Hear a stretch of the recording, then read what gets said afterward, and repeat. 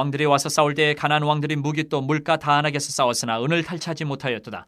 별들이 하늘에서부터 싸우되 그들이 다니는 길에서 시스라와 싸웠도다. 기손강은 그 무리를 표류시켰으니 이 기손강은 옛 강이라 내 영혼아 네가 힘있는 자를 밟았도다. 그때 군마가 빨리 달리니 말굽소리가 땅을 울리도다. 여호와의 사자의 말씀에 메로스를 저주하라. 너희가 거듭거듭 그 주민들을 저주할 것은 그들이 와서 여호와를 돕지 아니하며 여호와를 도와 용사를 치지 아니함이니라 하시도다. 겐사람 헤벨의 아내 야엘은 다른 여인들보다 복을 받을 것이니 장막에 있는 여인들보다 더욱 복을 받을 것이로다. 시스라가 물을 구하며 우유를 주되 곧 엉긴 우유를 귀한 그릇에 담아주었고 손으로 장막 말뚝을 잡으며 오른손에 일꾼들의 방망이를 들고 시스라를 쳐서 그의 머리를 뚫되 곧 그의 관자놀이를 꿰뚫었도다. 그가 그의 발 앞에 구부러지고 엎드려지고 쓰러졌고 그의 발 앞에 구부러져 엎드려져서 그 구부러진 곳에 엎드려져 죽었도다. 시스라의 어머니가 창문을 통하여 바라보며 창살을 통하여 부르짖기를 그의 병거가 어찌하여 더디오는가 그의 병거들의 걸음이 어찌하여 늦어지는가 하매 그의 지혜로운 시녀들이 대답하였겠고 그도 스스로 대답하기를 그들이 어찌 노량물을 얻지 못하였으랴 그것을 나누지 못하였으랴 사람마다 한두 처녀를 얻었으리로다. 시스라는 채색옷을 노략하였으리니 그것은 수놓은 채색옷이리로다. 곧 양쪽에 수놓은 채색옷이리니 노략한 자의 목에 꾸미리로다 하였으리라. 여호와여 주의 원수들은 다 이와 같이 망하게 하시고 주를 사랑하는 자들은 해가 힘있게 도든갑게 하시옵소서 하니라. 그 땅이 40년 동안 평온하였더라. 드보라의 이 승전 후에 찬양의 시가 계속 이어지는 부분입니다. 어제부터 오늘 본문까지 찬양의 시인데 이 승리의 노래를 통해서 어제에 이어서 이 내용이 하나님의 축복도 등장을 하고 하나님의 저주도 등장을 해요. 하나님의 편에 서서 함께 싸웠던 백성들에게는 축복을, 대적들에게는 저주가 있다는 것을 선포하고 있습니다. 오늘 이 기록은 그 전쟁의 상황들을 자세하게 찬양하면서 그 내용을 기록을 하고 있습니다. 먼저 19절부터 22절을 보면 기손강이라는 그 강에서의 전투의 모습을 찬양을 하고 있어요. 이스라엘의 승리를 구체적으로 조목조목 이야기를 하면서 찬양을 합니다. 이 드보라 여선지자 여사사의 눈에는 이 가나안 땅 야빈과 시스라와의 전쟁이 모든 순간순간마다 시작부터 전쟁 전에 준비하는 것부터 전쟁이 끝나기까지 모든 순간에 하나님이 역사하시는구나. 하나님이 우리 앞서서 일을 하고 계시는구나. 이게 눈에 너무 분명하게 보인 거예요. 너무 분명하게. 대적들이 무기또 물가 다한악이라는 지역에 나와서 전쟁을 시작을 했습니다. 기억하시겠지만 그들의 엄청난 군사력, 철병거 900대를 끌고 와서 자기들에게 다가올 때 이 가나안 군대는 당연히 오늘도 이길 것이다.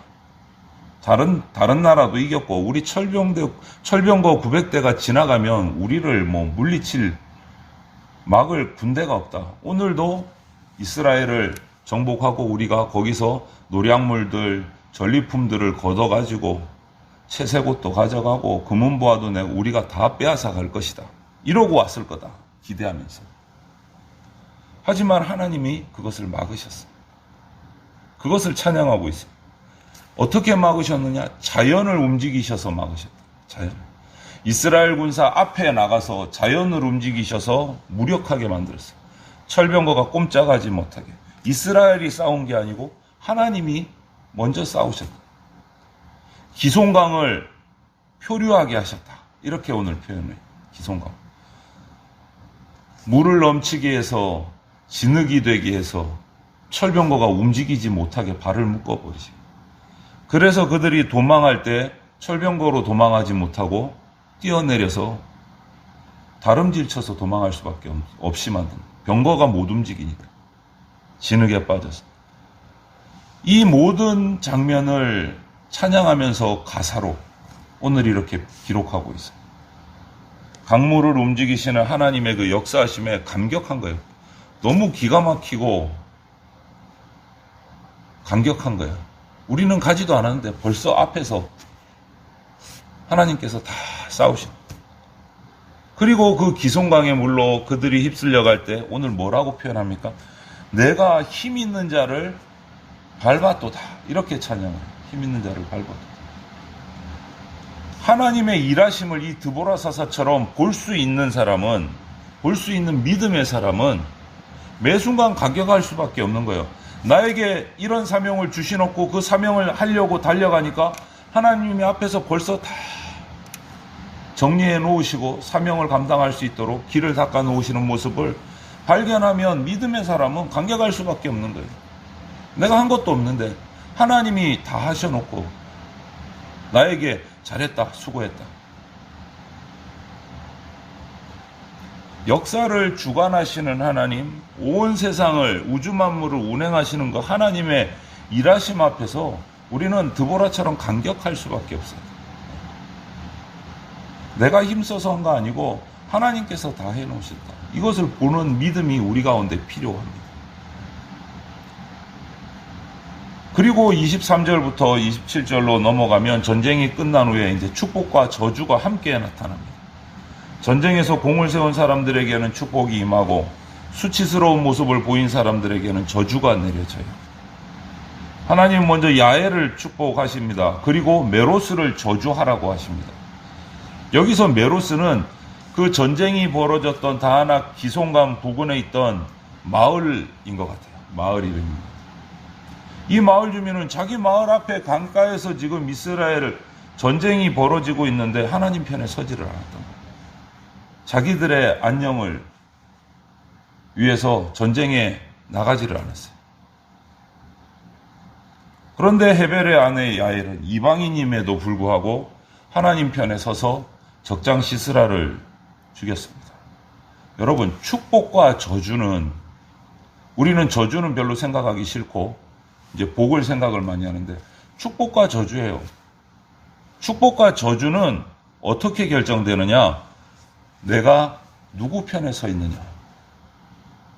거기에서 결정이 돼요. 내가 누구 편에 서 있느냐? 하나님 편에 서 있느냐? 그렇지 못하느냐? 그게 축복과 저주의 갈림길이에요.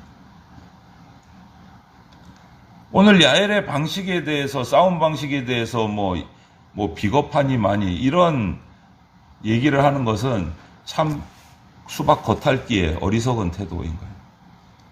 하나님 나라의 용사로서 자신이 할 수 있는 최선을 다한 거예요.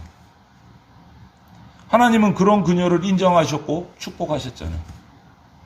하나님 편에 섰기 때문에.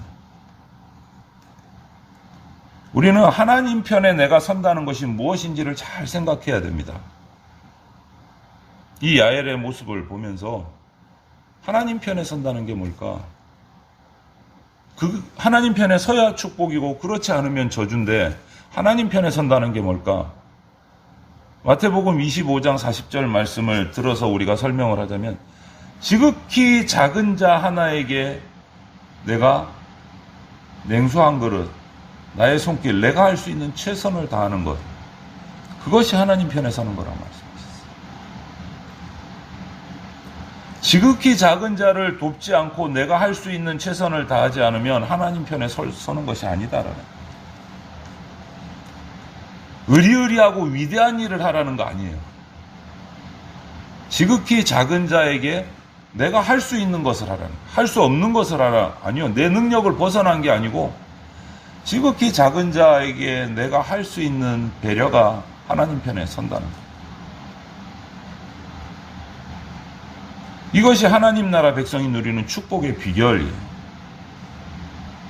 축복의 비결. 그리고 28절 31절을 넘어가면 이제 시스라 군대장관, 가나안의 시스라 군대장관의 어머니 이야기가 나옵니다. 900대의 철병거를 거느리고 당당한 모습으로 전쟁터로 향하던 아들 군대장관이 이 시스라 어머니에게는 엄청난 자랑이었어요. 그 나라의 보배였고 가나안 땅에. 하지만 하나님이 그를 몰리치시자 이 어머니의 자랑은 근심으로 바뀔 수밖에 없는 거예요. 하나님 편에 서지 않은 자들의 모습이 이래요. 자랑이 있습니다. 자긍심이 있습니다. 어깨에 힘이 들어갑니다. 그런데 하나님이 인정하시지 않으면 그 자랑이 헛된 자랑이 되고 근심이 되어버린다는 거예요. 근심이 되어. 도무지 아무리 봐도 패할 이유가 없고 승리는 당연히 승리하는 거다. 추호에 의심할 필요가 없는 전쟁에 나갔는데 그도 시스라도 그냥 한낱 연약한 인간이에요. 하나님 앞에서는 한 치 앞도 내다볼 수 없는 그냥 인생일 뿐인 거예요. 누구 앞에서요? 하나님 앞에서. 우리 사람의 자랑은요, 우리들의 자랑은 언제나 순식간에 근심으로 바뀔 수 있어요. 그건 아무도 모릅니다. 스스로를 아무리 위로하고 해봐도 그 위로가 헛될 수밖에 없어요. 하나님 편에 서지 않으면. 하나님 편에 서죠. 드보라사사 이 승전의 노래 마지막에 자기는 또 간구합니다. 드보라사사는 간절한 소망이 뭐냐? 주님의 원수들이 망하고 주님을 사랑하는 자들이 힘을 얻기를 바라는 기도를 마지막으로 마무리를 해요. 이게 뭡니까? 이 역시도 축복과 저주예요. 하나님 편에 선 자에게는 축복을 주시고 하나님을 대적하는 자에게는 저주를 내리시고 그 기도대로 가나안은 이후로 진멸되어서 사라져가고 이스라엘은 40년 동안 평온을 누렸더라. 이렇게 차장시가 마무리가 돼요. 하나님이 기송강을 넘치게 하셔서 시스라의 철병거를 진흙 구덩이에 빠뜨리셨기 때문에 이스라엘이 승리를 할 수 있었습니다. 이스라엘의 군대를 끌고 시스라를 향해서 나가던 그 바락은 앞에서 하나님께서 이렇게 강을 범람해서 철병거를 움직이지 못하게 하시는 모습들을 보면서 무슨 생각을 했을까요? 바락은 자기가 도달하기 전에 벌써 전쟁은 정리되는 모습이잖아요. 하나님이 앞서 행하셨어요. 이런 모습을 보면서 바락은 어떤 생각을 했을까? 시스라의 병거와 그의 군대들을 바락의 손에 붙이셨다라고 4장 7절에 말씀하시고 나가서 전쟁에 싸워서 승리하라 하나님이 정리해 놓으셨다 했는데 그것을 신뢰하지 못했던 자신의 마음이 부딪히지 않았을까요? 뜨끔했을 것 같아요. 신뢰하지 못하고 드보라사사도 같이 나가주세요. 그랬던 그의 말이 자신의 말이 떠오르지 않았을까요? 말씀을 붙잡고 전쟁에 나갔다면 그 승리의 약속이 승리의 공적이 바락에게 왔을 겁니다. 하지만 말씀을 믿지 못하고 드보라사사에게 의지하고 사람에게 의지했기 때문에 그 승리의 영광을 하나님은 한 여인에게 넘기셨어요. 야엘에게 넘기셨어요. 여러분, 우리가 하나님에 대한 신뢰가 하나님에 대한 확신이 분명하지 않으면 우리는 언제든지 하나님이 명하신 일을 이거는 내가 하면 안 돼. 나 할 수 없는 일이야. 이렇게 믿게 돼요. 왜? 나의 계산기가 돌아가거든요. 하나님의 능력이 돌아가는 게 아니고 내 계산기가 돌아가요. 내 계산기가. 하나님에 대한 신뢰가 흔들리면 이러면 내가 살 수 없을 것 같아. 이 일은 내가 못할 것 같아. 하나님에 대한 신뢰가 흔들리면 이런 생각이 든다는 거예요. 그리고 스스로 다른 방법을 찾기 시작해요. 이렇게도 해볼까? 저렇게도 해볼까? 그래서 바락은 자기가 생각한 게 뭡니까? 하나님의 사사 드보라와 동행해 주셔야 하나님이 같이 한다고 착각을 한 거예요. 그래서 드보라 사사님 같이 안 나가면 저도 같이 안 나갑니다. 이거는 하나님의 뜻이 아니고 자기 계산기가 돌아간 거예요. 자기 계산기가 돌아간 거예요. 하나님의 말씀은 확실히 신뢰하지 못했기 때문에 이런 모습이 나타나는 거예요. 하나님이 너에게 승리를 붙여주셨다. 나가면 승리한다. 그런데도 아니요. 사사님이 같이 나가셔야 돼요. 하나님의 말씀에 대한 온전한 믿음이 없었기 때문에 자기의 생각을 움직인 거예요. 다른 방법을 찾은 거예요. 다른 방법으로 나가니까 얼마나 마음이 뜨끔했겠어요. 하나님이 정리 다 하셨는데 나가면서 그 모습을 보면서 기뻤다기보다는 마음이 괴로웠을 거예요. 승리는 했지만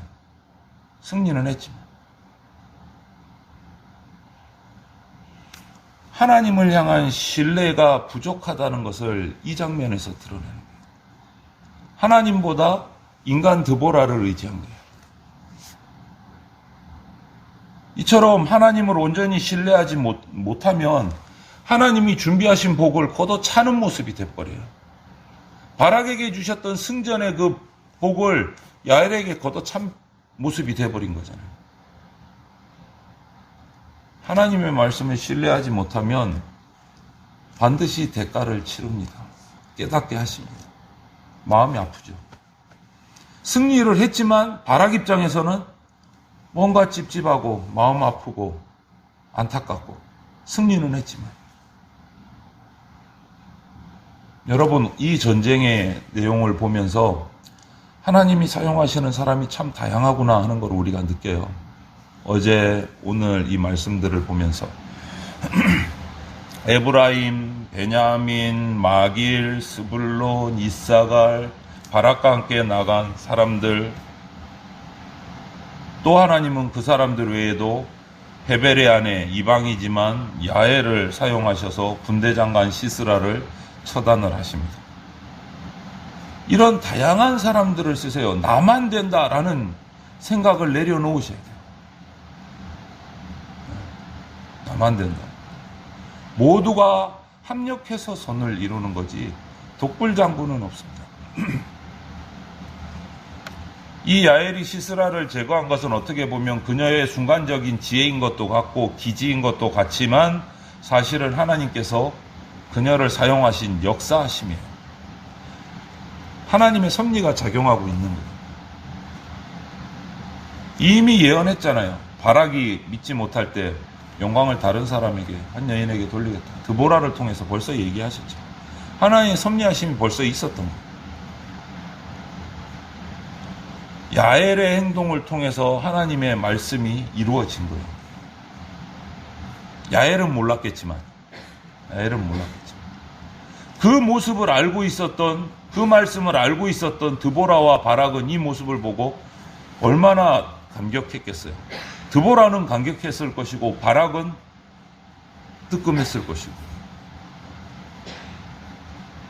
하나님이 이루시는구나 말씀을. 이 승리의 시를 우리가 보면서 하나님이 이루신 놀라운 승리, 그 승리 가운데 동참한 이스라엘의 모습들, 영광이 잘 표현이 되어 있어요. 우리도 동일합니다. 지금 오늘날 세상 가운데서 영적인 전쟁터에서 승리자 되시는 예수 그리스도의 영광에 우리는 부름받은 자예요. 예수 그리스도가 앞서 나가서 싸워서 승리하신다. 너희들도 같이 나가자 하시는 거예요. 그래서 우리를 성도로 그리스도인으로 부르신 거예요. 영적 전쟁에 나가자고.